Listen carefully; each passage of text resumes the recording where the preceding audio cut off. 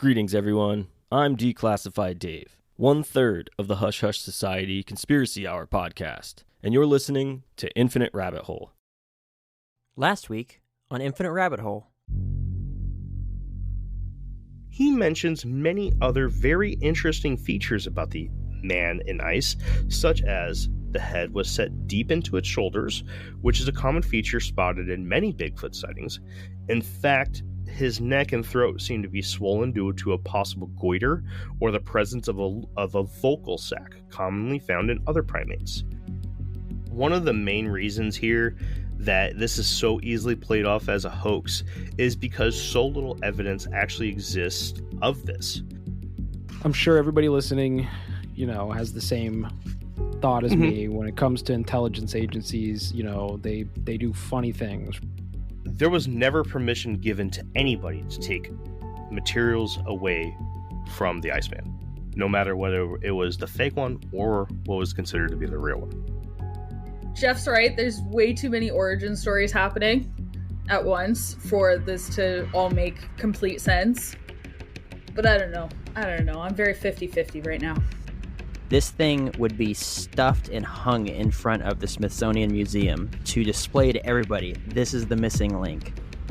Jake has just made a very good point, and I back that up 100%. This would have been put right at the front door of the Smithsonian, and on top of that, the guy who said that this is an important find as part of some Royal Society institution. No. I'm changing my mind again. This thing was fake. To me, it sounds like he committed a murder and tried to cover it up and con everybody and got too many people involved. If he did have the very first body of a Bigfoot ever discovered, or ever taken, rather, I mean, he could be the richest person on Earth. There's no reason to then go into all these great lengths to cover this whole thing up. My whole thing is, okay, sounds great. Sounds like you got the forensic, I'll just call it the forensic evidence of this thing being shot, beaten, right, or whatever. Fine. How come Frank can't just stick to that story? I'm going to go ahead and jump to my final thoughts already, halfway through the first episode, and just say that this was a Bigfoot.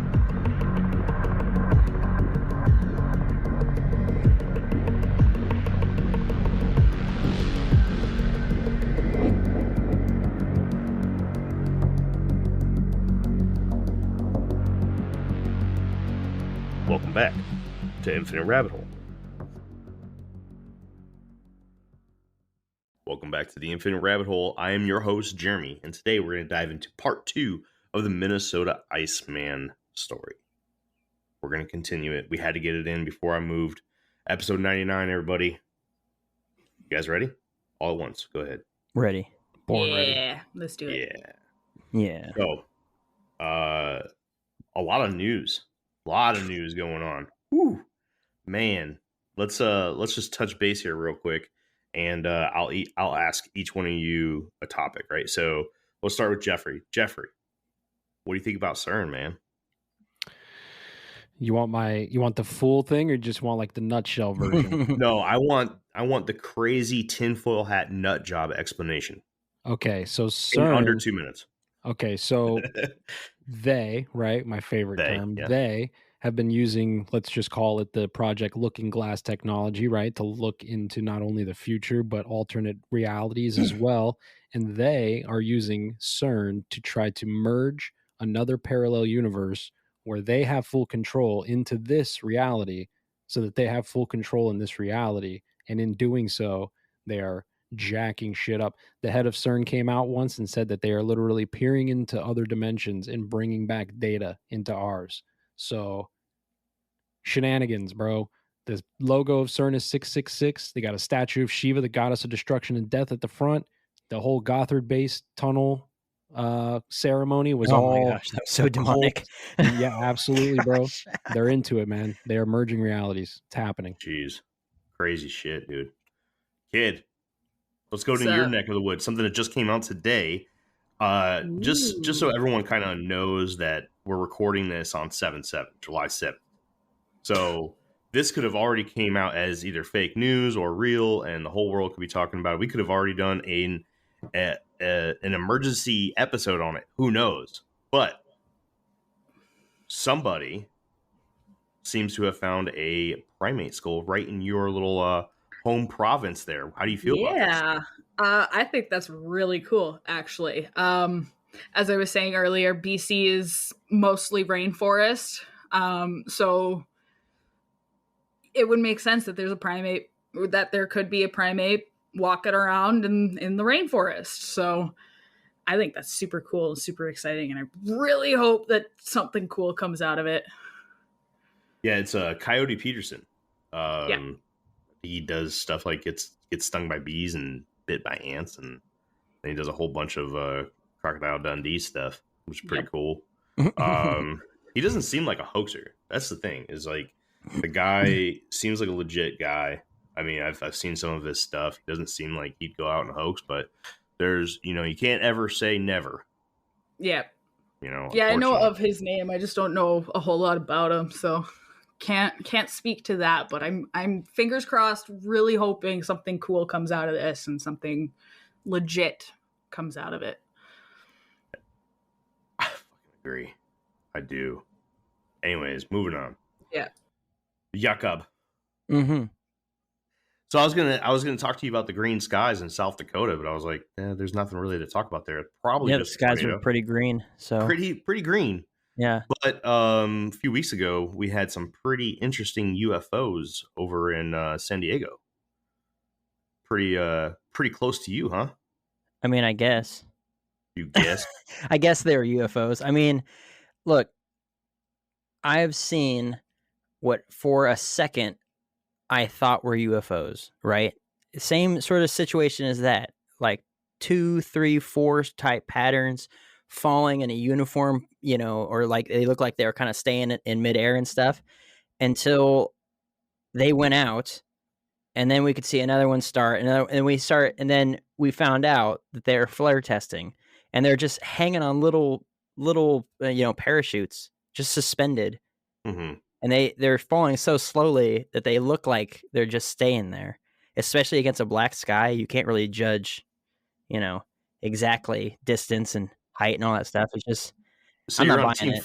Team Flare for this one, huh? I think that the brainwashing is going swimmingly well. Ooh. So let's take a second to talk about this. Do you believe that that UFOs and alien contact is becoming normalized? I think this is so normalized. Jeff will go completely ballistic on this, but it's just absolutely normalized that anything now that's strange, people are automatically attributing to aliens. Yeah. Like the watchers from the Book of Enoch are about to show up and say that they're aliens, and everyone's immediately going to be like, "You're right. No demonic activity here. These are the aliens. The question They're here to help us." Is why? Just saying. It's getting wild. The question is why? Why? Why do you think? Why? Yeah. Probably because we're about to come under the banner of the one world government and the rise of the Antichrist, and Book of Revelation is going to come through, and it has to get really bad. I don't think that we're at a point right now where all of the nations on Earth would come under one banner. It would have to get incredibly bad because we're just so opposing. There's too many countries that hate each other. But for the entire world to come under one system, it would have to be so bad, like everyone's people are starving to death. There's no power, like, third world countries everywhere, just like absolute chaos. And then one nation or one person out of that nation rises up to save everybody. And that's all, we'll get into an episode. I know Jeremy wants me to do one. He wants me to do a Matthew 24, Jesus talking about the end of days type episode. And I did find all my notes for that. So I can go back through there and, and spruce it up for the time that we're at now, since that was a year ago when I put that out on Phil's show. But we'll get into all that. It'll be interesting. Right on. Yeah. So one last thing to say is that I did it in celebration of this possible biggest news ever, Bigfoot stuff coming out from BC. Is I wore myself a Bigfoot t-shirt, undefeated hide and go seek champion. And then let's see, Kenzar and Jacob also wore some Bigfoot infinite rabbit hole Bigfoot t-shirts today. I don't know if it's because of the news that came out, but It's Yes. probably more of a coincidence. The nippless T on this one. This one does not have nipples. And I heard that episode 100, you will be wearing the nipple one. Yeah, weird recording schedule, but the one I was recording, where we recorded in episode 100, I'm wearing this version where Kieran, Kenzar's husband, requested this T-shirt, but with big, giant, saggy pepperoni nipples. And I don't think he said saggy, but I'm adding that in there because Our guy's just gonna forever be yeah. known as the pepperoni nipple guy. Oh now. yeah, nipple tees. So I apologize, babe. That I wouldn't mind a nickname like Nipples. You know, I knew a guy. His name was Areola. We called him Nipples. Nice. Yeah. His last name was Areola. Ah, okay. Well, just so that he doesn't feel left out, Jeff is also wearing a shirt. I am wearing a shirt. I normally wear shirts. It is a normal part of my daily activity, but I'm wearing the red pill, blue pill, Matrix Infinite Rabbit Hole shirt because it's the only one I have, and we live in a simulation. So, yeah, in fact, I had to buy that for him. He does not support the show whatsoever. He's got a ton of Shadowban stuff, but Infinite Rabbit Hole stuff. Nope, I have 3 things from my own show. Mm-hmm. And how many 300% more things from your show. No, I bought an Infinite Rabbit Hole neck gator. Oh, he did. Oh, yeah. He did buy a neck gator. Get wrecked. All right, so you guys ready? Iceman Part 2? Yep. Yippers. Does anybody need any recap or anything? I don't have one, but I can maybe answer some questions from episode 1. No? Yeah, what was that guy's name that's full of shit? Yeah, that's a great question. What's his name again? Frank Hansen. Frank Hansen. Okay, I'll remember that. The Hansen brother. We're good. Okay. So where were we at when and we left off? Another unnamed man still too. When we left off, like, because the only thing that really I remember wholeheartedly was that this thing was probably real because of the ballistics and all sorts of stuff. Because we got really big into that, or I did. Mm-hmm. And then, but I can't remember where it was when we left off. Let's see. The last thing I read off was. And we can cut this out, but no, it's fine. J. Edgar Hoover, Smithsonian, just more stuff about. The Smithsonian dismissed it. Yeah. They said it was a fake. Yep, because they say everything's a fake. All right, guys. So we're gonna jump right into the juice of the episode. Probably one of the highlights. I mean, we got some good stuff, but this is what we've all been waiting for. Hansen's story about how he shot a Bigfoot. Let's go. So let's jump in. All right. Let's do it. This section I titled Hansen Shot a Bigfoot. Dang, dude. I know, right? I went far with that one. That's slick.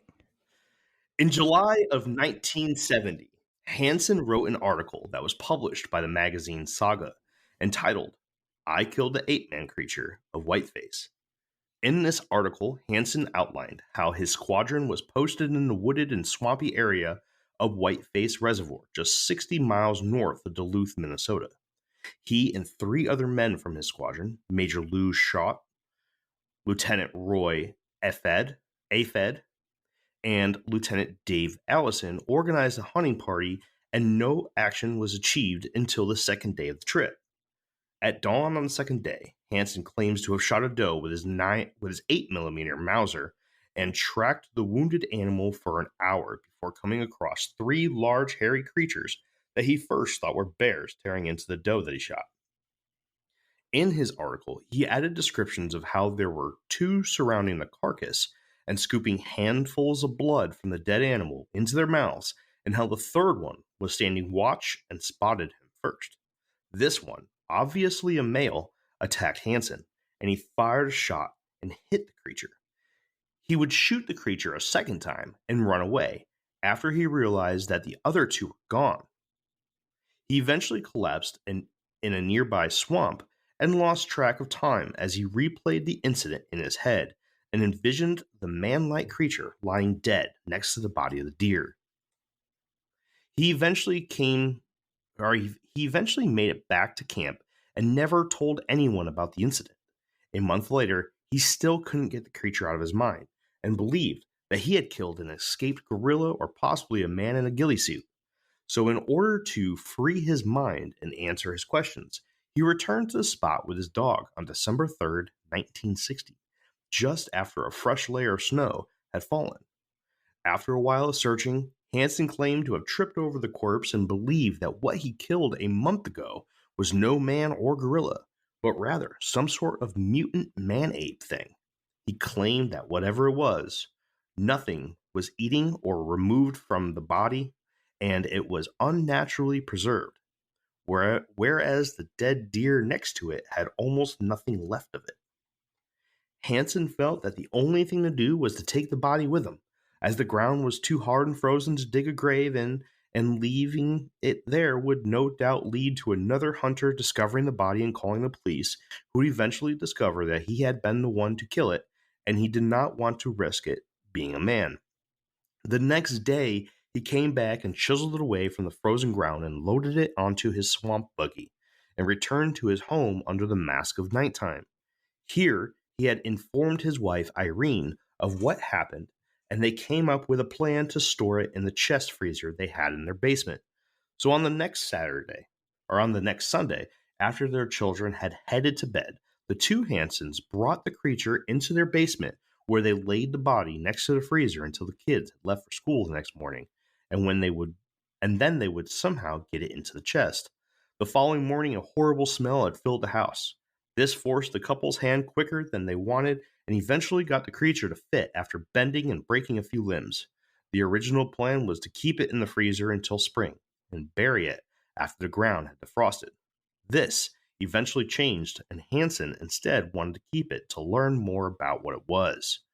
4 years later, on a move to Rolling Stone, Minnesota, Hansen retired from the Air Force and quickly became bored with life. He filled his plethora of free time reading and eventually getting hooked on books about the cryptozoology darling, the abominable snowman.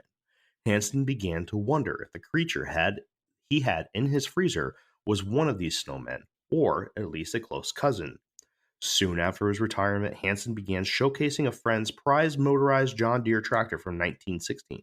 This led him to start thinking about exhibiting the frozen creature in his chest freezer, which would pay more than the tractor job because he would get all of the proceeds. But after a quick conversation with his lawyer, he was advised that doing so without the proper preparation could mean time in prison for murder. This created the opportunity for the fabrication of the fake Iceman. The plan would be to have one created, document the creation of it with pictures, receipts, and costume artists who would vouch for the creation.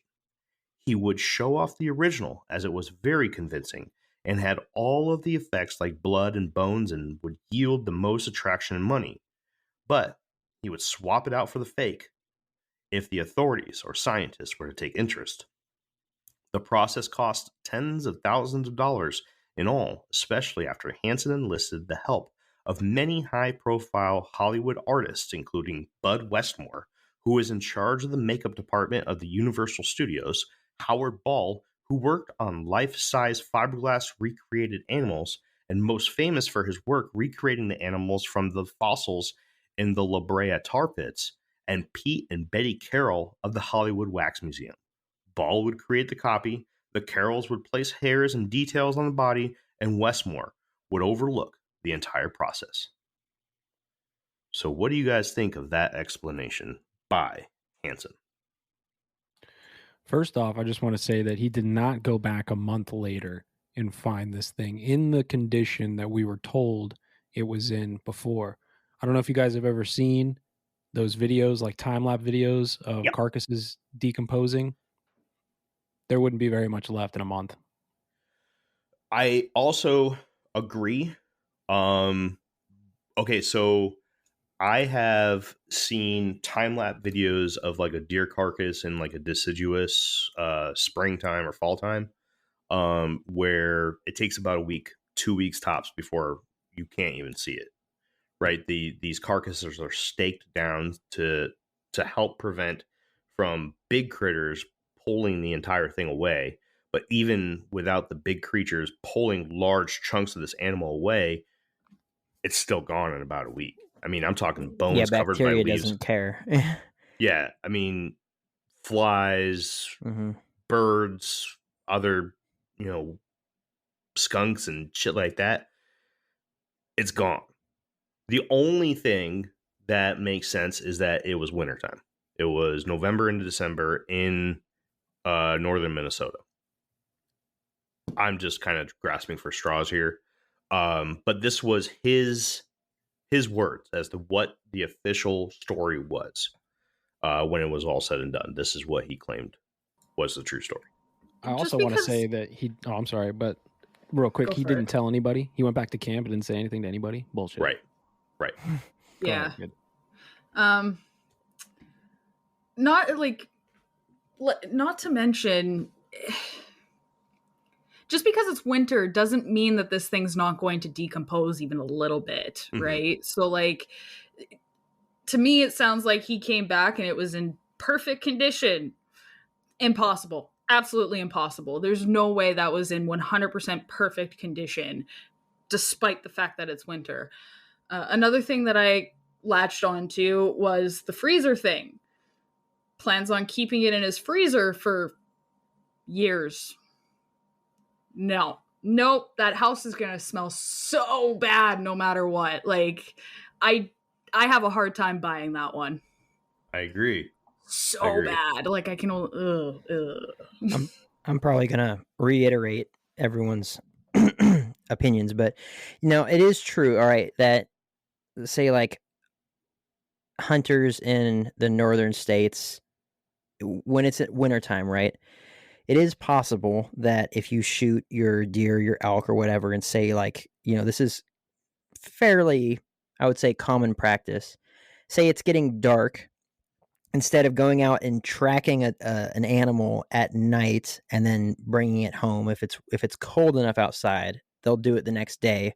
Or say like they're cleaning the animal and it gets, just temperatures drop, it gets dark, they will leave the animal, but there's always a risk of predators going in there and scavenging the animal, right? Sometimes people will go back to their kills, whatever it may be, a moose, a buck, a elk, or whatever it is, and there's parts of it ripped off because wolves come in there, foxes, like you were saying, all these different animals, right? Because not every animal hibernates in the wintertime, right? Maybe bears, unless it's a bear that got really late into its foraging and stuff and it's still kind of awake. But also I agree that there's no perfect preservation, because even these bodies that they're recovering from the top of Mount Everest, where it's just always covered in snow, are decayed and deteriorated and all kinds of stuff, and some of them are bones, right? It's just, it can't, unless it's like, in the, what is it, absolute zero or something like that, where everything stops and there's no bacteria, like something is always going to eat something else. And in this circumstance, birds would eat it. Like, even if it's frozen, birds will eat it, or get a good shot at it. Wolves will come and gnaw on it and all kinds of stuff. There's no, if we are looking at Sasquatch as the way that, most people do, is that it's an animal. There's no mystic powers to it or anything like that. The other animals aren't just going to come and eat it in the same way your cat's not going to not eat your face when you die just because you're its owner. It doesn't care. You're made of meat and they eat meat. So that's the way it goes. But yeah, I think that the origin story is complete crap and falsified and made up. And I'm really curious about what the actual story is. I have no doubt that, maybe he shot it, but this, this ridiculous story that he's coming up with as a way to kind of like get around whatever. It's just like, why? Just come out with it. I mean, I think that you'd be more concerned that it was a person wearing a fur suit or a ghillie suit within the first few minutes of shooting it. But upon walking up to it and getting the opportunity to put it in a freezer, you'd realize, wow, this isn't a ghillie suit. This is fur, or this is hair. This isn't a human, all that sort of stuff. I don't think it takes a massively intelligent person to realize the difference between a massive ape and a human being. Right? We might have fingers and toes and arms and legs and a head and ears and all that stuff, but we look different.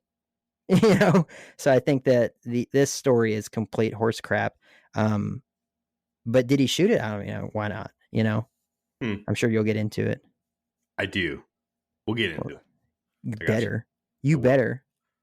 Well, then now that we have everyone's thoughts, feelings, and concerns out of the way, let's continue. This one's called Nosy Huevelman. Hansen began touring with the false Iceman, first to gain the trust in the carny and show circuits that the Iceman was, in fact, a fake. And as expected, this yielded very little money and almost no repeat visitors. After the first year, Hansen swapped the fake out for the original, and revenue began pouring in. Many researchers made repeat visits, but never asked about the true origin of the Iceman. Hansen said he thought it was mostly due to the carny environment. This pattern was broken when he was approached by Professor Merrill of the Anthropology Department of the University of Minnesota, who offered a rather large amount of money for the specimen for the university. This was the first time that Hansen turned down an attempt from scientists to purchase the Iceman, and Professor Merrill never bothered Hansen again. Everything was going great until Huevelman and Sanderson showed up in December of the same year. But things didn't get too far out of hand until Huevelman published his paper at this time. Hansen wrote in the same article that calls poured in from London, Tokyo, Berlin, Rome, and scores of American cities. This is also when the Smithsonian became interested in the Iceman.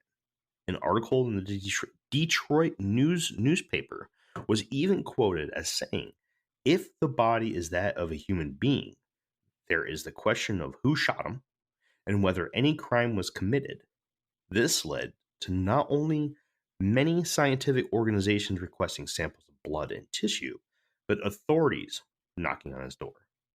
Before everything got too hot, Hansen slightly defrosted the original, removed the straps he had hidden under the block of ice, and wrenched the original Iceman from the esophagus and stored it in a secret location, and brought in the fake Iceman and refroze it in the same coffin that the original was in just days prior.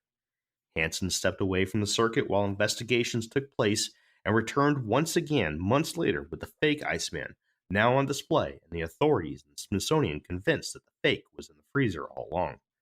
Hansen finished his article with the only condition he had in regards to finally giving up the original for scientific study, and that was complete amnesty, and claiming that without such, this article does not stand as a confession in any way, and that if asked without federally official papers regarding his amnesty, he will refuse all things stated in this article as it is not under oath in any way, and could and will be regarded by himself as a work of fiction for entertainment purposes only. Amnesty never came for Hansen, so the mystery has never been solved. Well, at least officially. Baloney. Baloney, bro. You did not swap bodies, thaw them, freeze them, swap them, and investigators didn't notice. Too much back and forth. Too much back and forth. Not to mention the smell must have been fucking horrendous. Like, I can only imagine what this place would smell like with all the de-thawing and just Dude, I made fish the other day, right? And we cleaned the fish and then threw it in a bag in the trash can, and the next day it smelled like somebody's dead in my trash can. I mean, didn't they, during the initial investigation, they said that the trailer or whatever stank to high heaven because of the foot that was exposed, even though that and maybe the seal around the top of the freezer was like faulty or whatever, but you know, they wouldn't notice all of a sudden, be like, oh, this body doesn't smell anymore. Weird. Smells like Febreze in here. That smell's got to be like embedded in the house at that point too. It'd be living in the carpet. You just got to take the house down, man. Don't even bother renovating. Just take it all down. Right. What's this stain right here? Yeah. So here's the thing, right? Here's the thing, and I, kind of jumping a little ahead here. I do believe that there was an actual body and that there was a fake body. Okay, I do. Did it happen exactly how Hansen said? Probably not. But if you look at the two sets of photos from Huevelman and Sanderson compared to others from, a plethora of other different researchers or even people that just showed up to see the exhibit, there's a clear difference. These are two different bodies inside of the tank. Could it have been two fakes? Possibly, but I'm taking Huevelman's word for it and his intelligence as a anthropologist or a zoologist. The man knows what he's talking about, and I really do believe him when he says that there was a organic body in there. Like, I don't disagree with you, and I think Jeff will agree with me in saying that I don't think it was just some Joe Schmo that swapped some bodies around, and I don't think that it was like secretly done in the night and no one noticed. I think that there was probably a gag order that was put out by the Alphabet Soup of some kind of agency, and someone with some really dang good, like he was talking about, the Universal Studios, costume designers, all that sort of stuff. Like, it would have to be a really very skilled person or taxidermist to pull it off. And I can't imagine that they don't have access to that sort of stuff. Now, why was it swapped? I don't know, but it would have had to have been done. It probably wasn't done in any sort of secretive way. It was probably a very threatening sort of like, this is what's going to happen. And then you're going to say that it was a fake all along, or, you're going to be disappeared, I actually have a different take on this. I actually think, so you think that there was two bodies, Jeremy, because the pictures obviously look like two separate things, right? However, the authorities and investigators who were there in person couldn't tell the difference between the two bodies. Their brains were mush. I think that they just looked at the one that was set for them, which was obviously the fake, and said, it's fake. There's one that I don't think they even thought that there was a second body. Did they not see both? Like, no. Because, right, like when they came, didn't he swap the bodies out one for the other? So they had not seen it prior to that? Beforehand. This was but not why done would they be coming to question him if nobody had seen it the first time, is what I'm saying. Somebody must have seen it and been like, we got to investigate this. That was Huevelmans and Sanderson. Mm-hmm. They were the originals that saw this. They spotted it. They started writing articles and everything. They started getting the Smithsonian involved, which got J. Edgar Hoover and the FBI involved shortly. And once everything started getting hot, Hansen took the original out and replaced it with the fake. They had a fake built already. You got to remember that Hansen had this mysterious multi-million billionaire Hollywood mogul that I was just gonna say, good thing he had this rich ass billionaire behind him paying for all of this crap. Unnamed guy. I totally understand where this gets sketchy. Like, I'm grasping at straws here by even going along with Hansen's story. I clean it up in my final thoughts, and we'll get there. I promise you. But there's plenty more to this story, man. So right, you ready? Do you have more to say? Fine. You have more to say, sir? No. I mean, you already know what I think so far. You'd be hard pressed to change my mind at this point. But I'm here. I'm here for it. I got you. The second the FBI got involved, they swapped the bodies and threatened him. Maybe. Go ahead. All right. Fact checking Hansen's story. Now, of course, there is a lot about Hansen's story that just seems fictional. The first being the corpse of the creature and how it was able to be preserved for a month before being found again in almost perfect condition, all while the deer corpse was scavenged and decomposed right next to it. This part of the story just seems off. This part of Minnesota is home to many carnivores and carrion eaters such as wolves, bears, coyotes, foxes, weasels, skunks, minks, rats, and various birds and raccoons, just to name a few.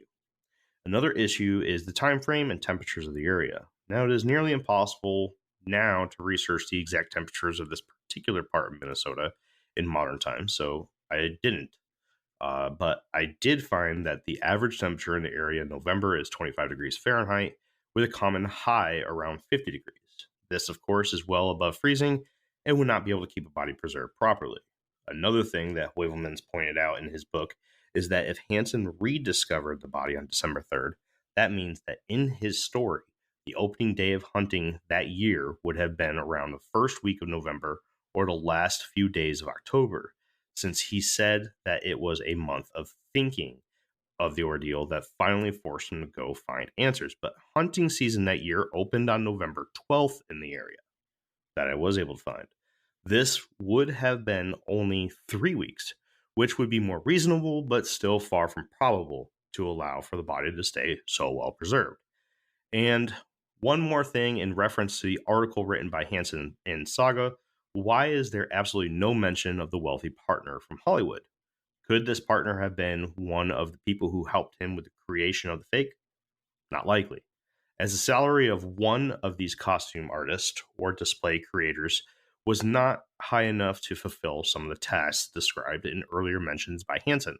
But the need for a wealthy man to be a character in the story is needed, as Hansen was far from a rich man.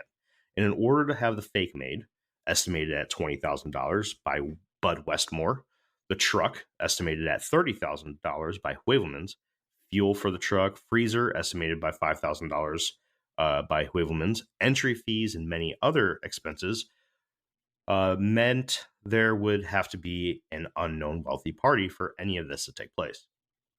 Next on the chopping block is the block of ice itself. Huevelmans estimated that the block of ice would have been easily at least 900 pounds. This would have been extremely difficult to move, but not impossible, to be honest. What does make me scratch my head is the ability of Hansen to lift the corpse from the frozen ground and put it onto his swamp buggy. Then from the buggy to the back of his truck, and then with only him and his wife, they would move the corpse out of the truck into their house, down to the basement before shoving it in a chest freezer. With the average beefed up adult male gorilla 5 feet 10 inches tall, weighing between 315 to 405 pounds, and a man by the same height, averagely weighing only 170-ish pounds, it is safe to say that a man ape would fall somewhere between 170 to 405 pounds. And as Huevelmans put it, have you ever tried to put to bed a drunk or unconscious 225-pound man? The fact is that Hansen could not have done it alone without mechanical help.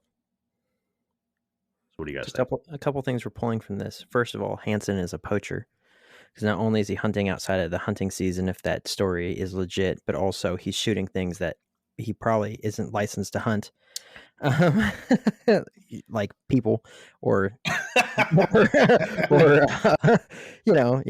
licensed to hunt them, like people or big feats. And then also he's a dang liar. So, but yeah, look at that, 600 pound block of ice, or 900 pound block of ice. So definitely put that in a body bag inside of a military transport and took it, overseas, and no one batted an eye and said, why is this guy shaped like a rectangle and weighing 900 pounds? So I just want to back that up a little bit. Maybe he wasn't in a block of ice when he was in a body bag. That's the only thing that I'm going to say there. Maybe he was put into ice. Remember, he said that from the deduction of there being bubbles underneath the ice, the body would have had to have been submerged in water first, then adding the freezing component, which would be the freezer, would have froze from the outside in. Now, so then why is this guy inside this body bag weigh between 170 pounds to 405 pounds? This doesn't make any sense. They were putting more than one body sometimes in a body bag. Just throwing it out there too. All right. But don't worry. Don't worry. Now, I did do some more research into that because that was brought up last time. And most of them during the Vietnam War were actually in coffins. But there was a very good chunk, and we'll get into this a little bit more later. There was a very good chunk of them that the injuries were so bad that they actually had to be tied up in the trash bags before being placed in the coffin. Well, that's trash bags and coffins, but how big are these body bags? Because I've seen body bags before. I mean, there's been, unfortunately, massive, weather events and things like that where, they're lined up and stuff. and they're not that big. They're big enough to put a person, maybe 2 people in. Not, I'm sure they make extra large ones because there's some extra large people out there, but still, more inclined to believe that this thing was absolutely shot in somewhere in the Midwest, Minnesota or whatever, by somebody than, all those other stories. But yeah, this is who is this wealthy investor? Who is it? Is it Mel? I went ahead and latched onto the temperature thing again. I had to do the conversion because I'm Canadian and we use Celsius up here. Okay. Nerds. So like 17 degrees. With a low of, what did you say? A low of 25 degrees Fahrenheit, which is -4. Well, that's Celsius. It was an average of 25. So that's about -4 Celsius, and a high around 50 degrees is 10 degrees Celsius. Gosh, that's so really close. warm. That is really warm, actually. So there's no way that body didn't decompose. There's no way. And then all the bears and wolves and coyotes and everything. No, it just doesn't make any sense to me that there's still a body sitting there a month later. No, doesn't make sense. None at all. So, okay, go ahead, Jeff. Sorry. Oh, I was just going to say this section makes the most sense out of all the sections so far because it is asking all of the questions that I think we've all already asked, and it basically just points out that this dude is full of it. And that's the point of me breaking down some of those points, right? Is that it's pretty safe to say that what Frank Hansen put out as his official story of him shooting a Bigfoot creature in the woods of Minnesota is bullshit. But who did it? We're going to get into this.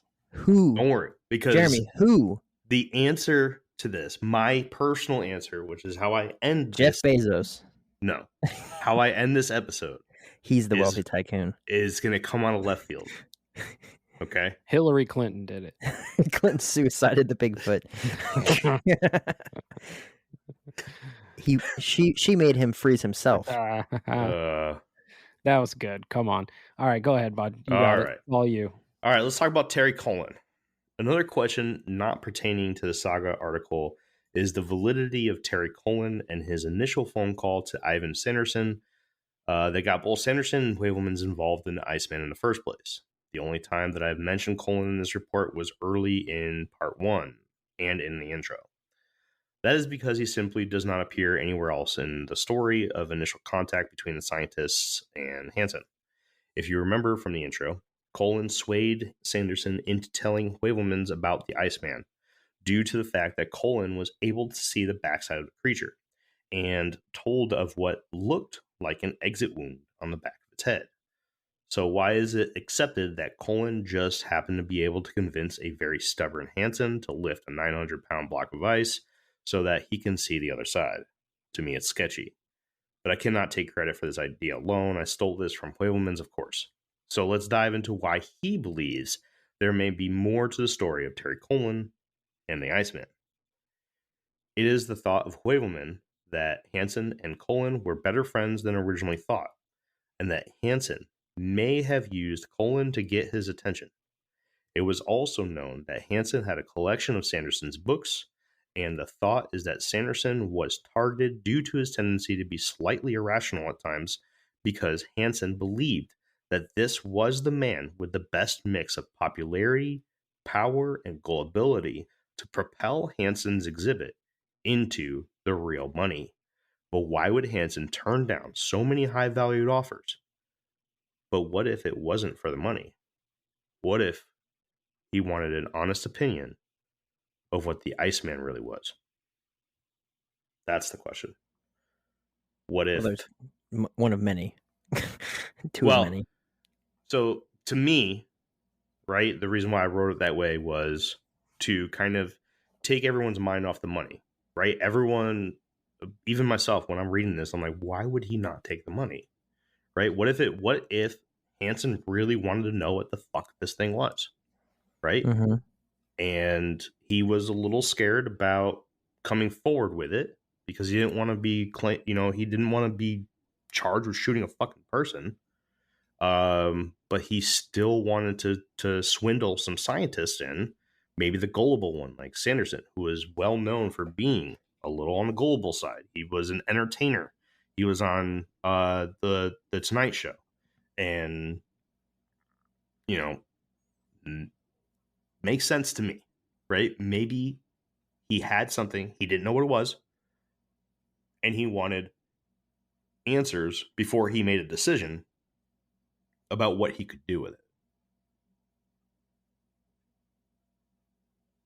I'd be hard pressed in this situation of what would I, because obviously being part of this podcast and getting so deep into Bigfoot stuff, sometimes I would absolutely want the world to know that there's a Bigfoot, but also at the same time, I would be the first person to ever get a body of one if this was the case if I was in this position. And so I would definitely want to, also probably maximize on, monetarily on it. But yeah, it's interesting. Like, I think that my desire to show the world that they exist would outweigh my desire for money, but I don't know that for sure. I like money, but I also like Bigfoot. So it's tough. Pay off some debt, but I only need a few thousand for that. I feel like good.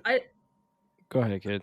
I'd be the person who wouldn't want the attention, so I would 100% be selling it off. Give that person the crazy, make that person look crazy instead of me, right? Like, I don't want anything to do with this. I don't like the attention. I don't want to deal with people and their judgmental asses. Here, have it. You're gonna give me $1 million for it? Okay, it's yours. Sold. You'd definitely be in a position, if this was you or anybody, any one of us, to be getting, death threats from Bigfoot enthusiasts. It would absolutely happen. No, for real. Like, there's people that are like hard pressed, like they're to be observed, they're to be studied. You don't screw with them, you don't hunt them, all that sort of stuff. Like, there would absolutely be some people that would, send some pretty serious threats to anybody who shot and killed a Bigfoot, even if they said they didn't know what it was. They'd be like, "Whoa, what'd you think it was? A person?" Like, I was out there manhunting, and here I accidentally shot a Bigfoot. Was hunting the most dangerous game. The most dangerous game, man. So I think honestly that this guy was probably trying really hard to be like one of all of our favorite people, P.T. Barnum. And I say that obviously sarcastically because that guy was a scumbag.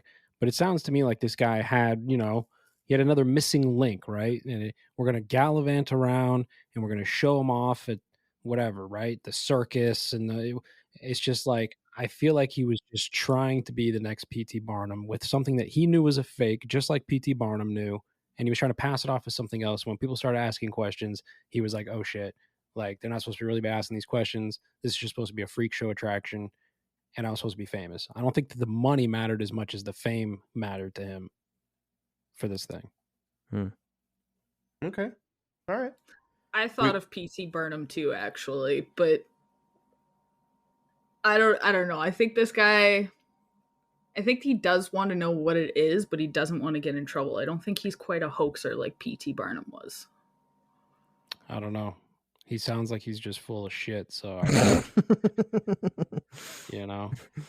like, cool. You ever have like that friend that just lies about everything for no reason?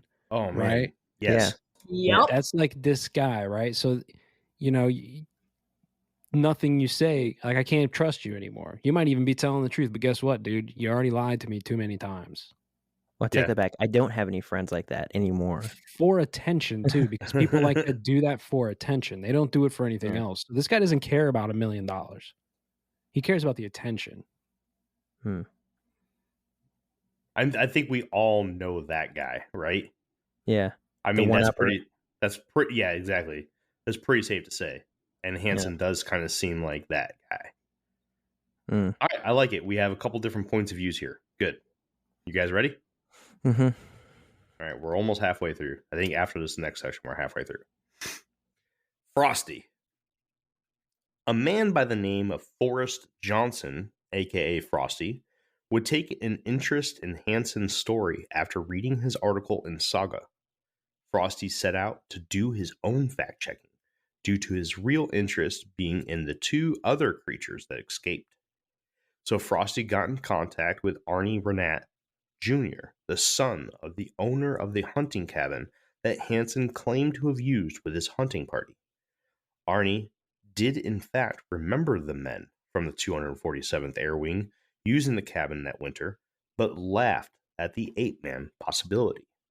After confirming that the party did use the cabins when they said they did, Frosty then went to contact Lieutenant Dave Allison. Remember, he's one of the men in the four-man hunting party. Allison remembered Hansen well and confirmed that there was a time that Hansen showed up to the camp really late and claimed that he had gotten lost. Allison added a few more tidbits about Hansen and his career as a pilot in the Air Force. One thing he said was that he was extremely weird. When Allison knew Hansen, Hansen was a 15-year captain, which was most likely unheard of. That is a very long time to be an 03.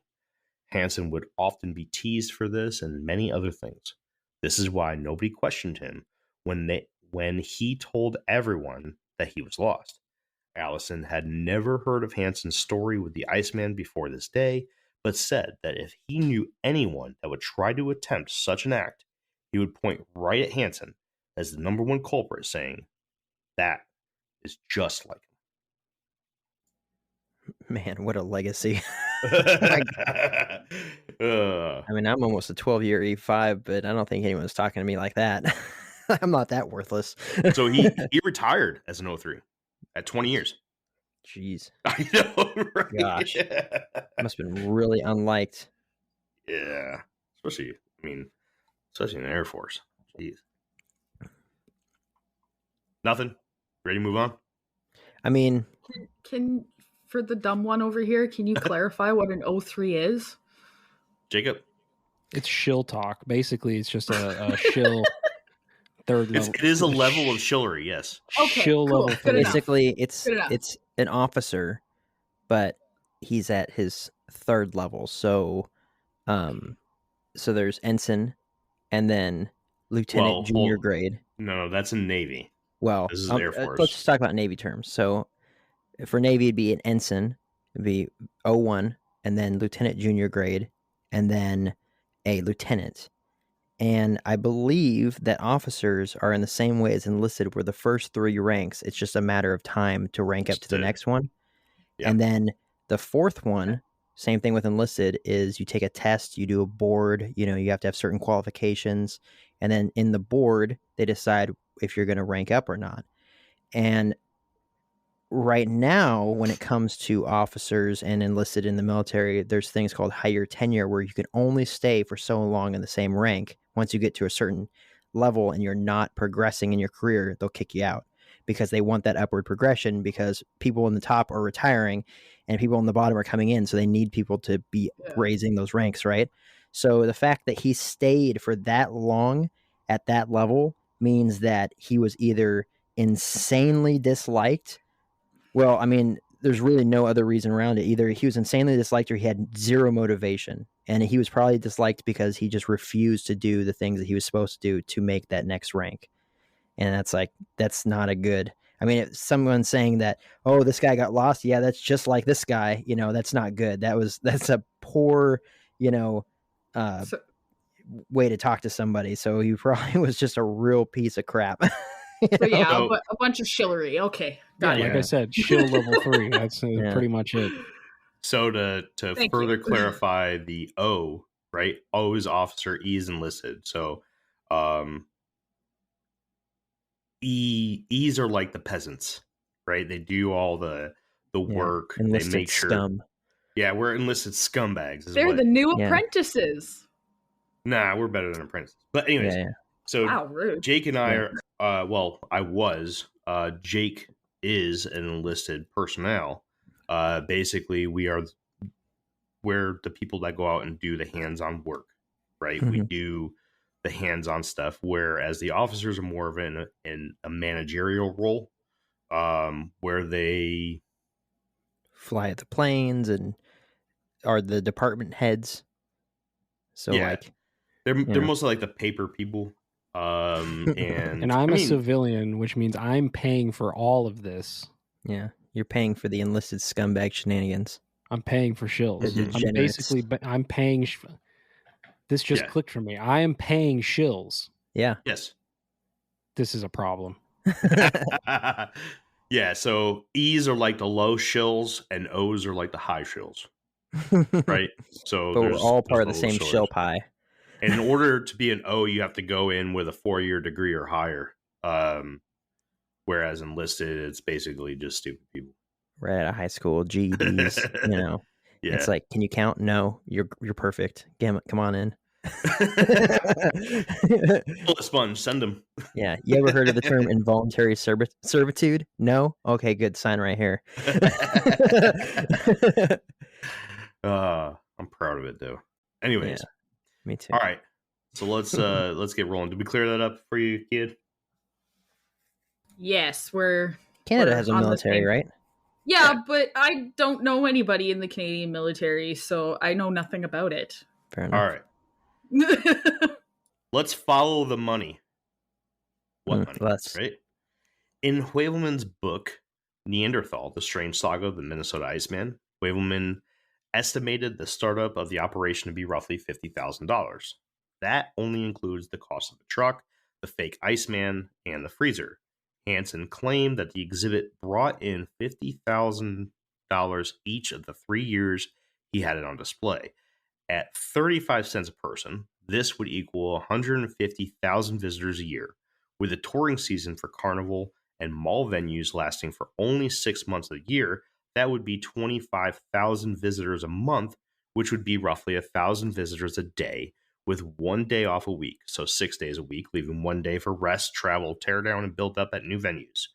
With 1,000 visitors a day, with an 8-hour workday, that would be an average of 125 people an hour every single day for 6 months, paying 35 cents to meet what was claimed by Hansen. By Hansen's numbers, the exhibit would have totaled $150,000 over the 3 years. Subtract the initial cost of $50,000, which we went over in the previous section, and you're left with $100,000. Now add the upkeep costs, such as permits, hotels, food, fuel, insurance, high vehicle maintenance, space rentals, and any other miscellaneous cost you can think of, and Huevelmans estimated this at $10,000 per year. Times that by 3 years and subtract another $30,000, leaving Hansen with $70,000 of revenue in the 3-year span, which would have been roughly $23,000 a year if his values were correctly represented. Was this enough for a married man and father of 3 to bring home on a yearly salary in the 60s? Honestly, with his military retirement, this would have been fine, to be honest. But where does he get the $50,000 to start the exhibit? This is where the mysterious partner would come in. And of course, nobody is going to give up money for free. So he would have at least asked for a 50% share of the revenue, at least. This would bring the value of income from $23,000 to a mere $11,500 a year for a family of 5.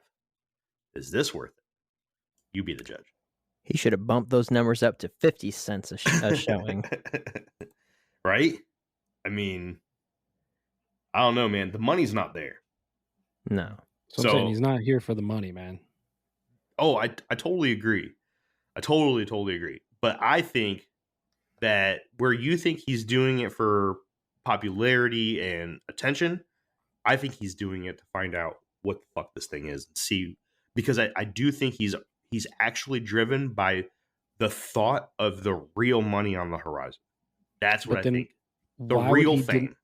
Why would he deny all of the people who wanted to actually do studies on this thing? Because he's a liar. Because he didn't want to be blamed for killing a person. But he knew it wasn't a person. That's what here's the thing, right? If he knew it was, if he didn't know what it was and he thought it was something big and he wanted, to be famous or whatever for discovering whatever it is, let's just call it a Bigfoot, right? Mm-hmm. But at the same time, he knows it's a person, so he doesn't want anybody to do tests on it. It doesn't make any sense. He either knows it's a person or it's not a person. He denied all the tests. He hid the thing, whether it was fake or not. He tried to pull some shenanigans on people so nobody would actually see it. He wouldn't give the Border Patrol or TSA or whoever the hell it was in the first episode, he wouldn't let them take a sample. Right. So he either knew it was a human or he knew it was a fake. He wasn't doing this because he thought it was some big discovery. He was just doing this for attention. In which case, if he thought that it was a person, he wouldn't be showing it to everybody. Right. Because it wouldn't be like, look at this dead body that I have of this person that I shot. Well, maybe. There are people who are not only stupid enough, but like psycho people who have done things like that before. So I can't say that that's not the case. But also to kind of, you got to think of this as a point of view from a father, right? A father and a husband. So he has to come up with some sort of revenue for his family. Yeah. And while he's waiting for, the actual, comfortable thoughts and feelings about what this thing actually is, he needs to bring in some kind of money. And I mean, I might be biased here, right? I do think that I'll save it for my final thoughts because we'll get into this. I promise. It gets really good, dude. I have no doubt that it gets really good, but just I agree with Jeff that the pushing scientists away and saying, you can't examine this because I'm scared you're going to discover that I murdered a person, versus showing it to everybody and their mother for money. And what? There was never a police officer that came up to look at it and be like, what's that? I mean, it just doesn't make any sense. If you think you killed a person, you're never showing this person around or this thing around, right? If you're still unsure about it. I don't doubt that he may have wanted someone to be like, I've seen that before. In the same way you would, Jeremy, if someone showed you a Bigfoot, a dead body, and you just had that memory from back when you were like 9 or 13 or wherever, however old you were, and you were like, this is a Sasquatch, and they had no idea, you'd be able to point that out. But in this circumstance, it's not because he's scared of the idea of it being, found out to be, a human being. I think it's because at this point he knows for a fact that it's a fake, and so he's pushing all the people away for whatever reason. It's a fake, and he's pushing all the people away because he doesn't want them to find out that it's a fake and get called a fraud, when in reality he did at one point have a dead body of a Sasquatch. What if he's protecting his asset? Okay, so let me we'll put all of you in Hansen's shoes here, right? And let's say you have this thing. Someone offers you $1 million. And we'll even go back to a comment that you had said, Jake. Give me a blank check, right? Yeah. So what if he's waiting for confirmation that this is what he knows it is or thinks it is, and that he thinks he can get 10, 100 times more if he just waits it out and gets the confirmation he needs, right? He's not going to get that confirmation without scientists looking at it. Right. I get it. I totally get it, right? But he can up the cost if he's more comfortable in it, right? And create some kind of bidding war. But if he just lets the original sit there and the authorities come in and they either seize it or they take samples of it and whatever, is it the government's right, or would the government, let's not talk about whether it's right or wrong, would the government take it away? And probably. He loses out on everything. But that happens to a lot of discoverers. Yeah, but we're forgetting a key. We're forgetting a key point. The key point is that he doesn't actually own the thing, right? That apparently, or so said he doesn't actually own the thing. Okay, well, there has to be a rich man behind the curtain because we already went over the costs that he's spending. So somebody is funding him, whether it's the Alphabet Soup Boys or whether it's some mogul in California. I don't know. But regardless, he has stated himself, not that I believe him, but he has said that he doesn't own the thing. He has to go and ask the other guy for permission to do things with this thing. So he doesn't even own it, even though he shot it. So did the rich man give him money did he buy it from him for $1 million, and that's how he was able to fund all of this? I don't know, maybe. Or maybe Hansen had his hands in some other business. Selling meth. Maybe. Meth doesn't make you that much money. No, not meth. Have you Maybe seen cartel. Breaking Bad, dude? Unless you're the cartel. You might not be too far off, my friend. Was it in the cartel? Kid, what do you have? She's been trying to say something this whole time. You guys been I'm yakking. really stuck on this buyer, this rich billionaire that's supposedly owns the thing, doesn't own the thing. Who knows, right? But I'm really stuck on this guy because if he only took 50% of the profits, which would be 11,500, he didn't even make his 50 grand back. Right. Even as after 3 years. From an investor standpoint, that is a waste of my time. That is a waste of my money. Why the hell do I want anything to do with this? I don't want anything to do with this, which makes me think, like Jeff brought up, what if, well, maybe not like what Jeff brought up, but like, what if this third party rich man, what is the original owner, was the guy, but needed a scapegoat, needed a fault man, and picked Hansen? That could be. What if he has already sold it to the scientists and asked for, in return, a really, really good prop that he could go around and make a little bit extra cash for? Because he's just obsessed with money or fame. Or they, yeah.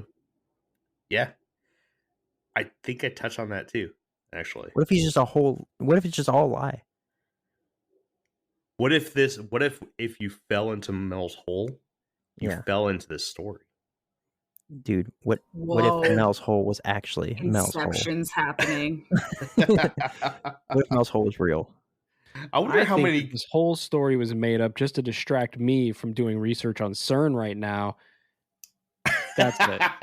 That's the conspiracy. All those synchronicities. Look at us shills coming in and taking away the opposition. Distracting me from real research. We're gaslighting Jeff. Georgia Guidestones crazy, so he stops. And I'm over here listening to this story from one of the Hansen Black brothers. hole's about to rip the earth in half, and we're over here talking about some dumb story that doesn't exist. All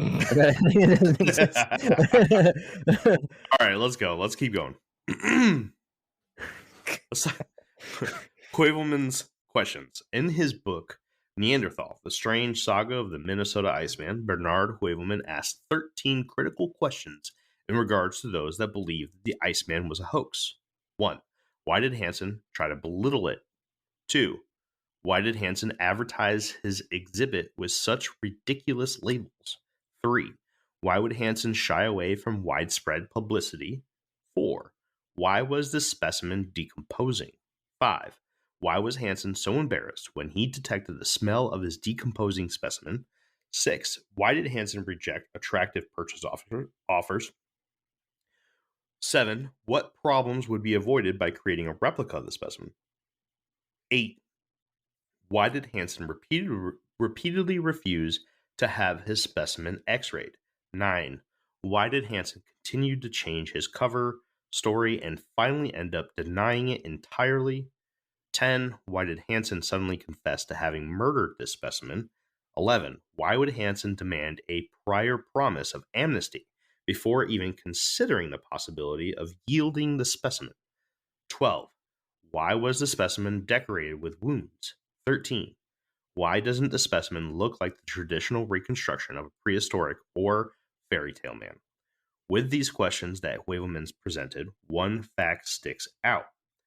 All of them can be honestly answered by a man who is hiding in an organic body that is fearful of judicial punishments such as murder, possession of a human or non-human corpse, transporting a corpse across international and state lines, not registering a possible scientific item of great value as required for such items, and smuggling, which is a federal crime.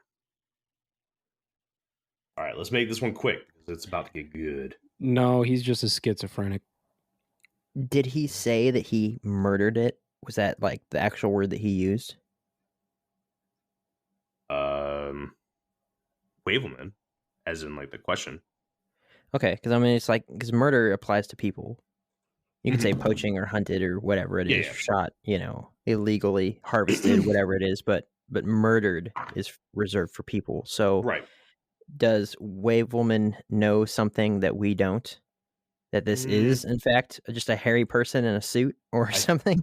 He does talk about hypertrichosis a few times in his book as a possibility, but he doesn't believe it. He says that without DNA evidence, you can't rule it out. Lack of better term. Exactly. Maybe. Exactly.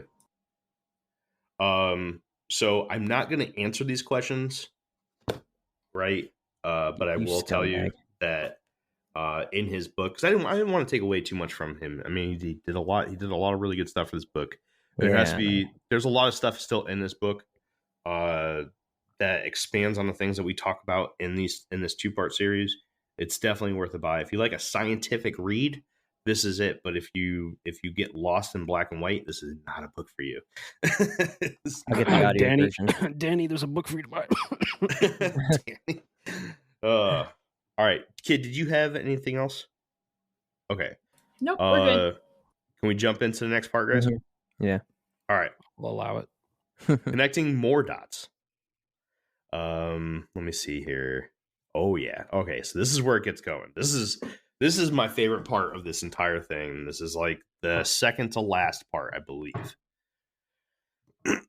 Since I have now laid out many different reasons as to why we can be confident that the body was organic, let's now dive into some other possibilities when it came to the Iceman's origin. And since we have talked about Hansen's story of shooting a Bigfoot creature in the woods of Minnesota already, we will go ahead and skip that story and jump into how it could have been possible for Hansen to smuggle a corpse into the United States. I am only going to point out some major details in Huevelmans' research that show how this could have been done, as I don't want to take away from his hard work. His book is truly amazing, and his research was unparalleled. So let's start off by diving a little further into Hansen's military career and what it took to get a corpse back from Vietnam. Warning: the next bit of information may not be suitable for all listeners. I will be explaining various aspects of illegal activity involving drugs and dead persons. Listener discretion is advised. During the years of the Vietnam War, bodies of deceased American service members were transported back to the States by way of C-130 aircraft. In the case of an intact body, it would be embalmed after receiving military honors. Those that were in very bad shape due to the nature of the death were bagged up in a plastic bag and then sealed inside of a casket before being loaded onto an aircraft with a plaque that read, "Do not open." These service members would unfortunately never have their coffins opened again and would receive a closed casket farewell from their family members once back in the States. During the time of the Vietnam War, America was unknowingly importing large quantities of heroin from Thailand, and it wasn't until December 16th, 1972, that America would finally learn the dark truth about how this intense drug was finding its way into the streets of the U.S.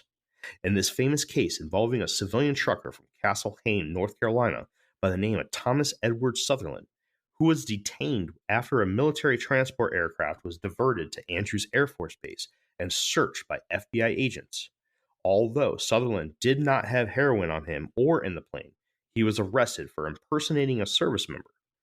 During the long flight from Bangkok, there were 2 layovers where Sutherland could have offloaded the drugs, one being Hickam Air Force Base in Honolulu, Hawaii, for 24 hours.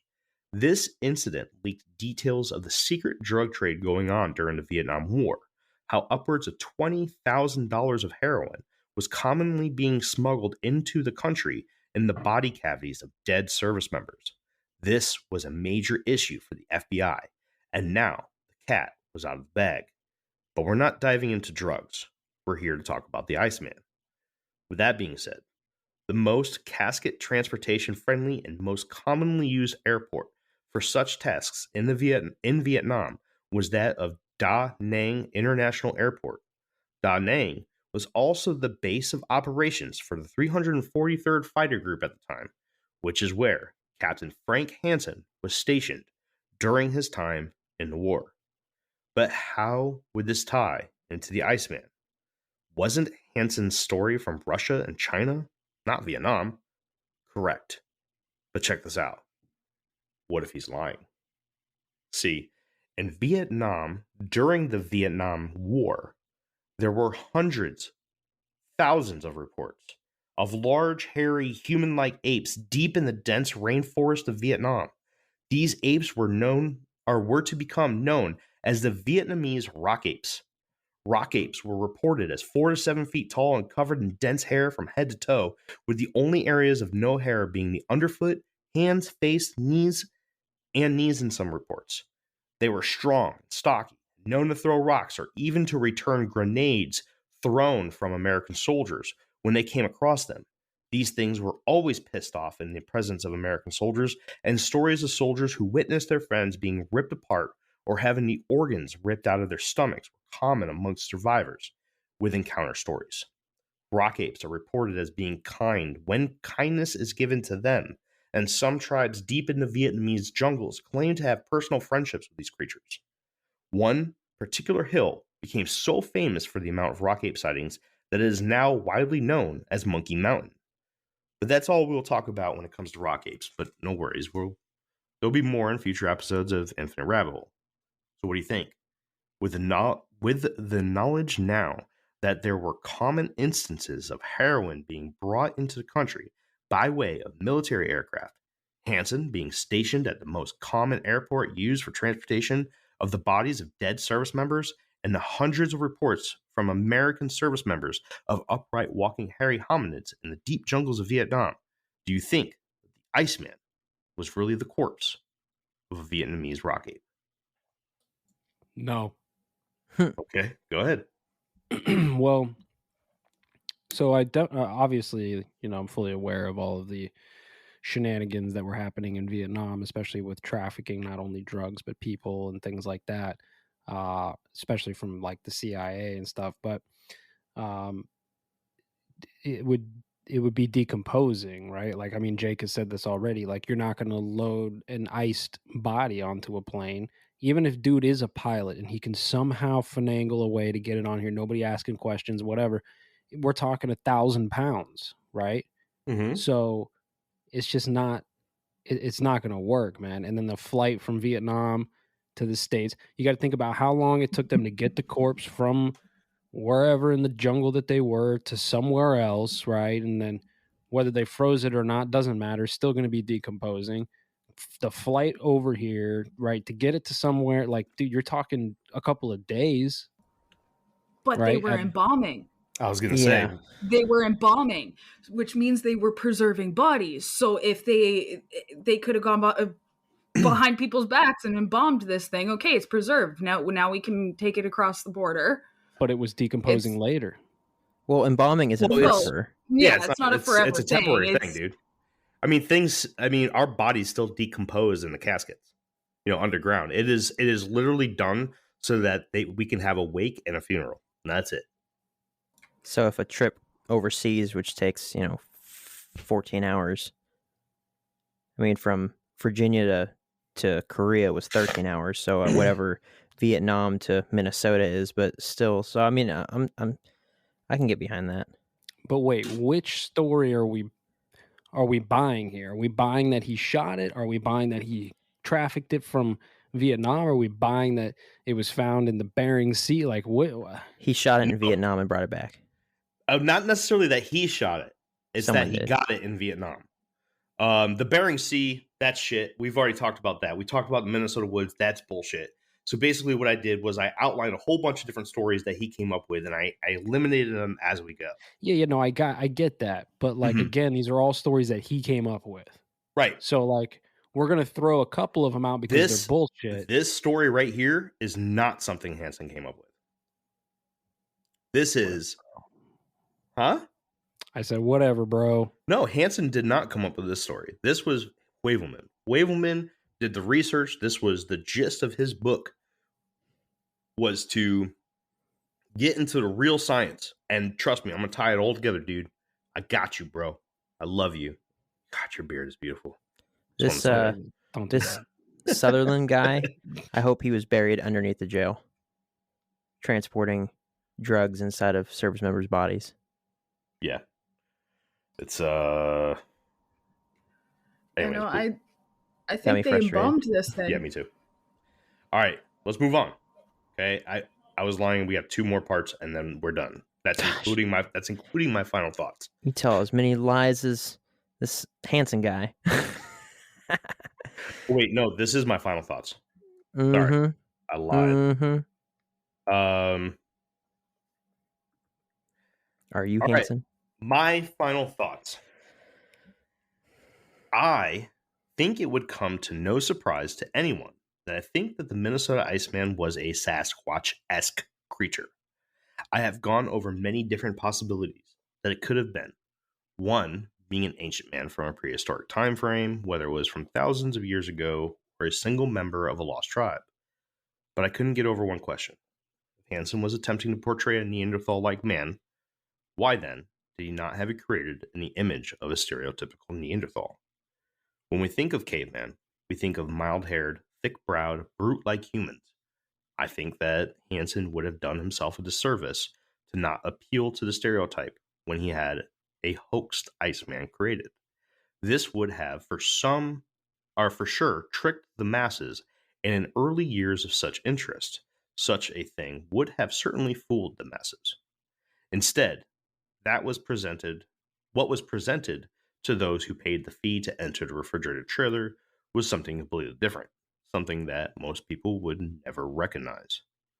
Also during this time frame, we saw the creation of the blockbuster movie Planet of the Apes, which was filmed from May 21st to August 10th of 1967, that cost a whopping total of $5.8 million at the time. And if you ever saw that movie, you know that the technology in Hollywood costume making just wasn't up to par with the amount of detail that was noted in Huevelmans and Sanderson. So I also was able to cross off the idea that the original was a Hollywood fake. Then I read a few lines in Huevelmans' book that really sealed the deal for me. He discussed the idea that it was a body that was smuggled in. Why wouldn't Hansen and his mysterious partner sell for money that surpassed $1 million at one point? You would think that taking the money and spending a few years in prison might even be worth it to some people, especially if you know that when you get out, there will be a lot of money waiting for you. But what if Hansen wasn't an idiot? What if he and his partner knew exactly what they had? And what if the sale of the most important find in the history of cryptozoology wasn't really sold or forcefully sold as an eminent domain type move by the Smithsonian? My personal opinion is that there was a sale. During the downtime between when the original appeared and the fake took the main stage, this would have allowed for the proper and secure transport of the Iceman and a replacement to be made by the Smithsonian so that Hansen can continue his Carney-style exhibit and further bury the truth. It is also my belief that this creature was not an upright walking hominid from North America. I think the Iceman was a rock ape from Vietnam. I believe that whether Hansen knew it or not, he smuggled, either directly or indirectly, a corpse of a rock ape into America in a coffin labeled "Do Not Open," and was never touched out of respect for the perceived dead soldier believed to be inside. This could have been done easily if Hansen was either in on the drug trade, there it is, or knew his men that were in the drug trade. For the former, it would be as simple as requesting that the body be embalmed and bagged. For the latter, a simple threat or blackmail to get his prize. After all of my research, I only want to make one thing clear. No matter what the current narrative is, when it comes to the quote-unquote debunked videos of Bigfoot on Facebook, or an article that claims that someone knew the person who quote-unquote faked a famous picture, it always helps dig a little further than the comment section and follow suit with other sheep. And this is why I believe that the Minnesota Iceman was more than a hoax and will always be more than what is left in black and white on Wikipedia. You saying you don't trust Wikipedia? What? I didn't say Gasp. that directly. Gasp. Gasp. Gasp. All How right. dare So you? I think that this was a rock ape killed in Vietnam by a soldier, whether it was Hansen or not. Hansen saw what it was. You know, maybe this thing was transported or whatever. You got a hold of it. I think he was in on the drug trade. I think he had a lot of money stored aside from the drug trade. This was a very, very big thing in the 70s. Okay. The amount of drugs, opioid type drugs that were coming in from Southeast Asia was insane. I mean, even the CIA was known to be in on it. Like they were getting their own cuts from this shit. It was Well, they still bad. probably are. No. I mean, it would have been extremely easy to get this creature into the country.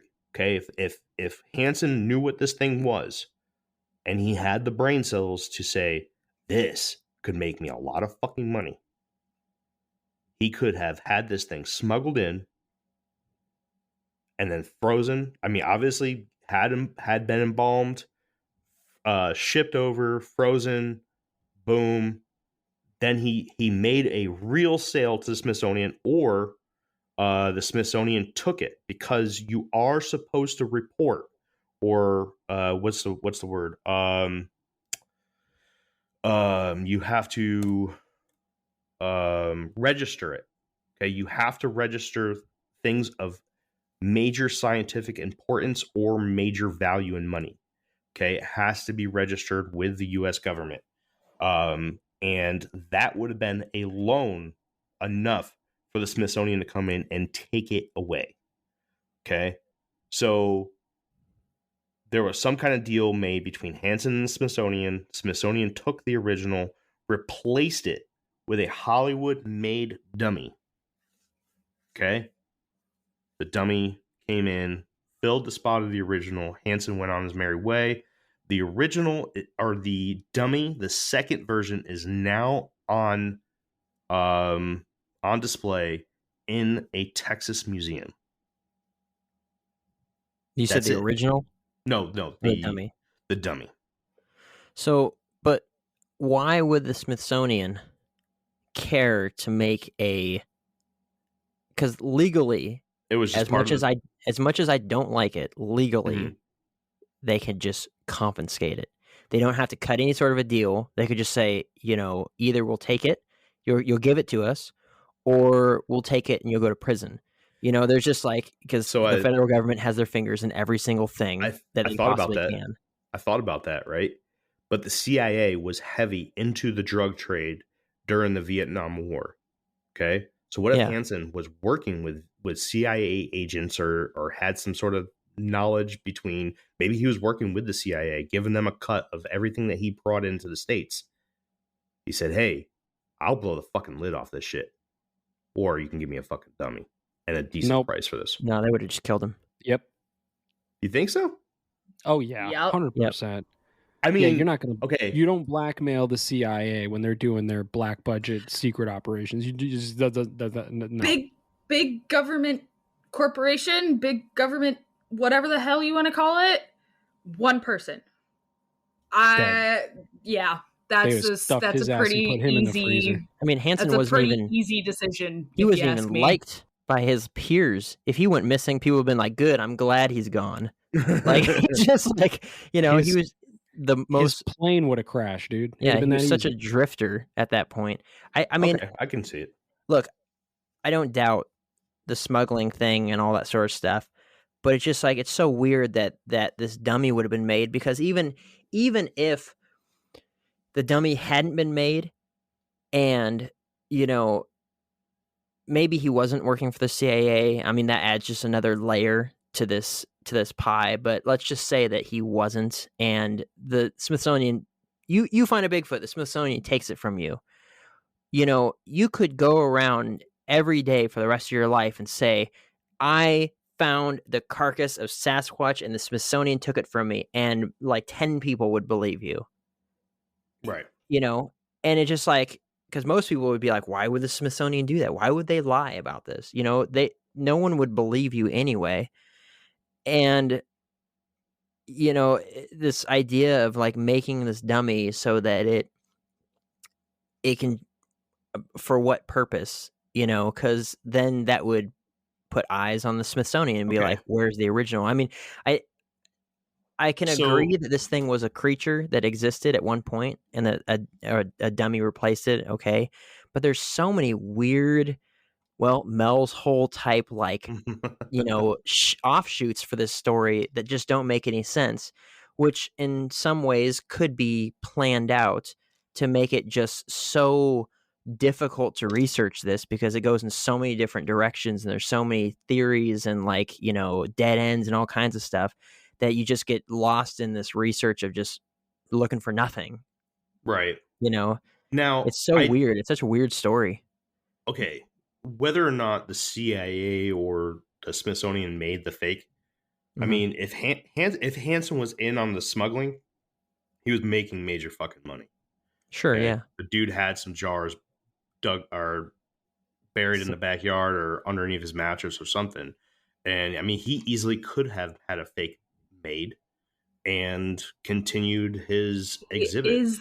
He is the unnamed California man. Right. He's making all the decisions himself. Right. He's the heroin king of Vietnam, yeah. Well, I don't think he was that Yeah. high up, but, No, he was definitely in on the transportation of fucking drugs. Say the Smithsonian stole it from him, and then he utilized the money to make a fake. Say, here's the pictures. But that's another reason why he would have requested amnesty, right? He would have, I mean, if you go back to those questions that Huevelman asked, there was a list of 13 of them. A lot of them all make sense if this was a biological creature and this dude did some major dumb shit or some major illegal shit while he was in Vietnam. I mean, it's there. He was in Vietnam. He was stationed at that airport, the most famous or most used airport for the transportation of bodies, and obviously used this airport because of how easy it was to smuggle drugs through, right? So there was a reason why they used it. Yeah. I'm just saying, man, makes sense to me. Well, it that part makes sense. That part absolutely makes sense. Even like, Kenzar threw it out there, the embalming, right? We said it's not for forever. It's for, a week, a couple weeks, they even embalmed bodies still have to be like refrigerated, I believe. So it would last probably just long enough to get overseas, to get frozen. It would still start decomposing after a while. But the weird part of the Smithsonian and all that stuff, and even if like the Smithsonian took it, like eventually it would come out that you had broken a federal law by smuggling a corpse cross country, or something would come out. I don't. It's a very compelling, weird, crazy story. I'm down with the fact that it was a Bigfoot-esque creature, as you said, or Sasquatch-esque creature. That it came from Vietnam. That was a rock ape or whatever. That's totally fine with me. I'll buy it. But like everything else, it's like it's so weird. There's so much crap surrounding this.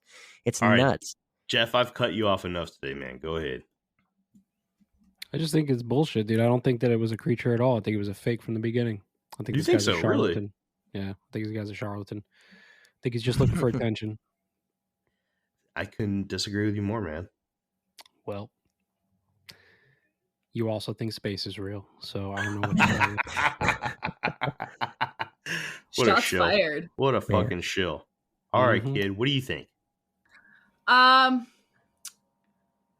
think that I like the idea that he could have been involved with the drug smuggling stuff, and that's how this all worked out. And he was making a crap ton of money on the side that he wasn't putting in a bank or anything like that. So he was the unnamed California man paying for all of this.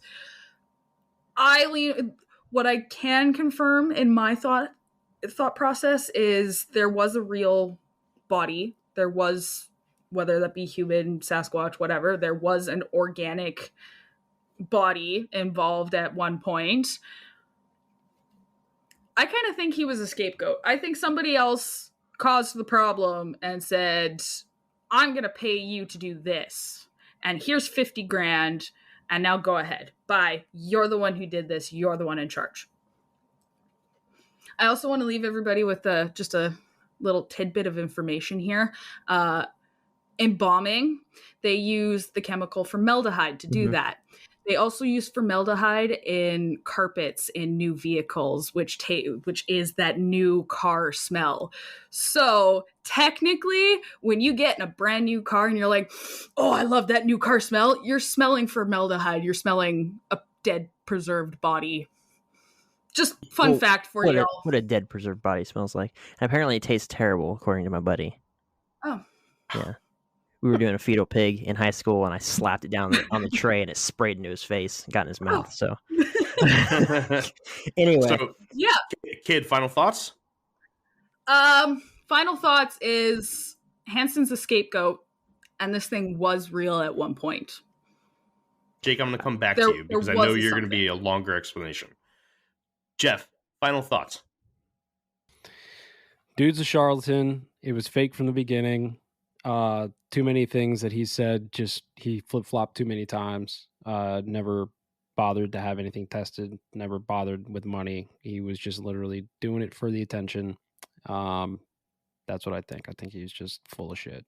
Jeff said 100% that this all was way. the worst series he's ever been a part of. All right, Jake, No, this was a good story. I liked it. I enjoyed this. don't but- take your words back now, sir. No. I enjoyed it, but the guy's full of shit. Okay. Right? Okay. All right.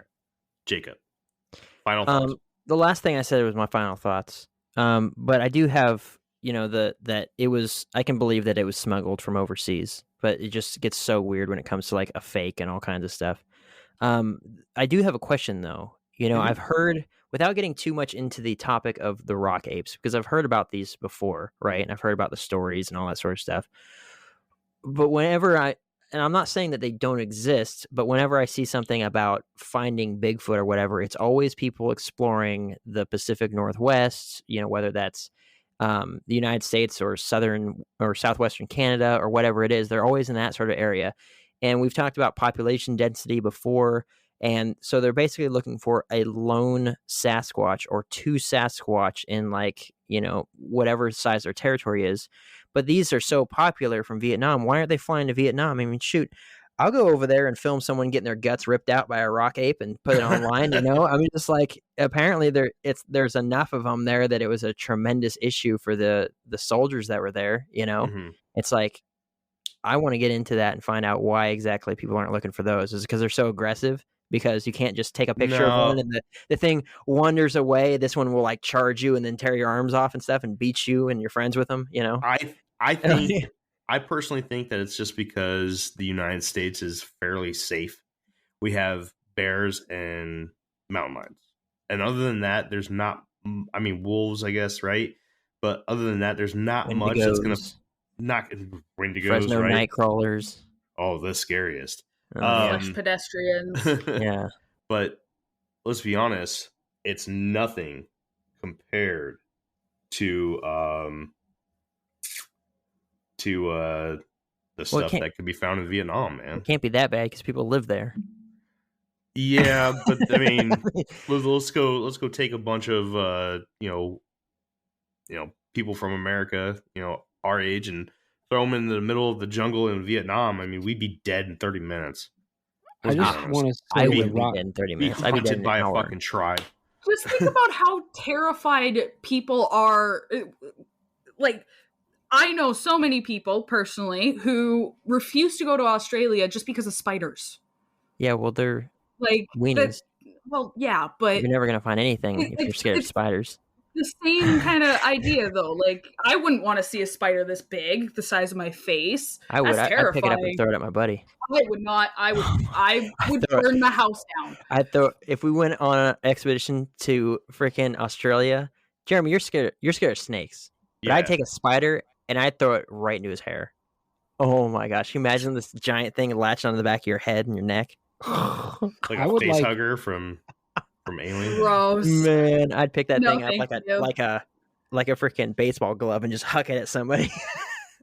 Spiders aren't necessarily scary, but they're just gross. Okay? Something I that don't big like them. scary. Yeah. I'd do it for science, just to see what someone else would do if it landed on their Jeffrey head. is trying to say something. I was just going to say, I think that we should do a rock ape episode because I have one of my things that I enjoy doing in my free time is listening to not only other podcasts, but I'm big into listening to like stories from like Mac V Sog, right? Like the special forces guys in Vietnam, right? So I'm always listening to those guys tell stories. And those guys were in the deepest parts of the jungle over there for weeks at a time doing secret operations, right? That are now declassified. So they talk about it on all kinds of shows. I've never once heard one of these guys talk about any upright walking hominids in their stories. They're still classified. Ask them about it. You're not wrong. I've never heard anybody ask about it, but these guys go in depth about these stories, right? Like I've heard hundreds of them, and it's just like you would think that they would have run into one of these things and that they would be talking about it at some point somewhere. And I've never heard it. So, I mean, it also could have been in the areas that they weren't in. I mean, this war took place in the country of Vietnam. It's not like, bro, those guys were everywhere. It also could have been like the amount of like, I mean, they were doing secret ops, so they're being super quiet versus the other people that were, going out, pissing on trees, being loud and obnoxious, throwing grenades everywhere. That's what I'm saying. Like a semi-intelligent, a semi-intelligent upright walking hominid would not want to go near like 300 dudes that just got dropped off by helicopters with explosions and gunfire. Like they wouldn't go near that, but you might trip up on some Mac V Sog dudes who are walking through the jungle like freaking ninjas. Dude, I agree. You guys just keep talking. I have to find this. This is some hilarious shit that I agree. I agree with you, Jeff. And that's why I'm saying, like, why aren't we, if they're so plentiful, why don't you see shows all over the place? I mean, shoot, I saw some guy that likes to trip on mushrooms, freaking rolling into the Amazon to go look for the dinosaur there. I mean, if people are willing to do that, and, there's still stories of, like, apparently tribes that, kill people and all sorts of stuff, or just people that just don't like to be messed with. I mean, and all over the world, but people go over there to discover new animals and all kinds of stuff. I don't see why people aren't going over there to discover the rock ape if they're so plentiful that it's not like a once in a while thing. This was a all the time occurrence. It's like, all right, well then get your butts over there and go take a few pictures and bring back a body, and don't give it to the Smithsonian because they already have one. Okay, I have to read an excerpt from Huevelmans' Neanderthal, the Strange Saga of the Minnesota Iceman. This is on page 133. The chapter is called Cloak and Dagger, about halfway down. Just going to read the paragraph word for word because this is pretty funny. Make it snappy. It's my bedtime.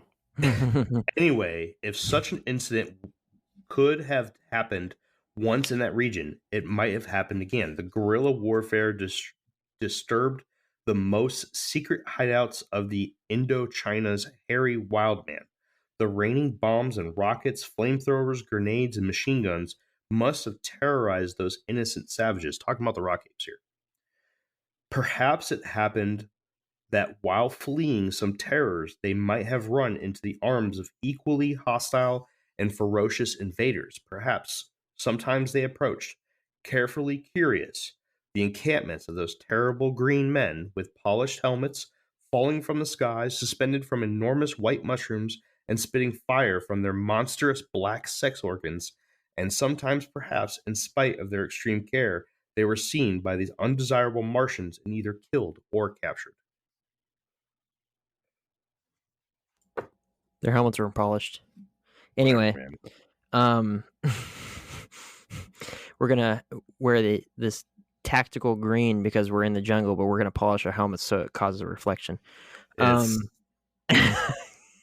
Okay, so he's not an expert on Vietnam, but still, thought it was pretty funny. Doesn't sound like it. And I don't remember seeing Mel Gibson killing any of these things in Winter Soldiers. There it is. They were running from they were on the outside. When the helicopter goes up, you can see them like on the other side of the hill going down. Okay. Yeah. Okay. I missed No, that. I think that's debunked. If it wasn't, it's done. Anyways, Yeah. so damn, man, I thought we were gonna have a better conversation at the end about this. All right, so rock apes will be on the docket at some point. I think that would be a good thing to cover. Mhm. Dive in, do some rock ape stuff. Jeff will reach out to the people that he listens to and see if they have any stories. Oh, I'll get some MacV guys on here. Don't you worry about that. Yeah, Do it. do it, dude. I don't know. I just said that. I probably can't, but I'll try. Look, when I was younger and I was hanging out in the VFW post with Grandpa and stuff like that, the guys there that were in Vietnam and were in Korea and stuff did not hesitate to talk about, not them personally, but seeing people walking around with necklaces made out of human thumbs and stuff like that. People that went crazy and were collecting like war souvenirs from dead bodies. So, I mean, if you ask one of these guys about if they saw a rock ape, I don't think that they're going to be like, oh, I don't know, should I tell them about that sort of stuff? It's just like they're going to be like, yeah, or Just no. saying.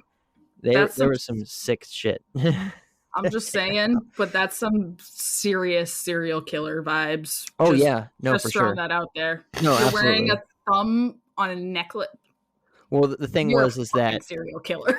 the thing was that a lot of people like that, if you view your enemy as less than human or that you hate them, it makes it easier to do war atrocities like that. And there's a lot of that sort of stuff in those wars, a lot of Very drug serial addictions and killer-ish. crazy type stuff. A lot of people that were drafted that didn't want to go in and that were just going crazy and stuff, and that it caused a lot of issues. But yeah, I can't imagine that they would be, talking about that, or people would be, boasting about, their war activities, and then you ask them a question about a rock ape and they're going to be like, oh, I don't know if I should say anything, So it's like, I don't know. We can take this stuff out. Oh, we'll leave it. All right. All right. Not Anybody everyone. have Some people. anybody have anything else to say? Nope. All right. It's all Well, fake. Yep. Well, that has been another episode of the Infinite Rabbit Hole podcast. Thank you for joining us. Next time, we will be jumping into our 100th episode. Topic to be determined. Not to be determined. To be announced. We'll go with that. To be announced. Episode 100. Right here. Same time, same place. Thank you, everybody. And we'll see you on the next path of the Infinite Rabbit Hole. Bye. Bye. Bye. Bye.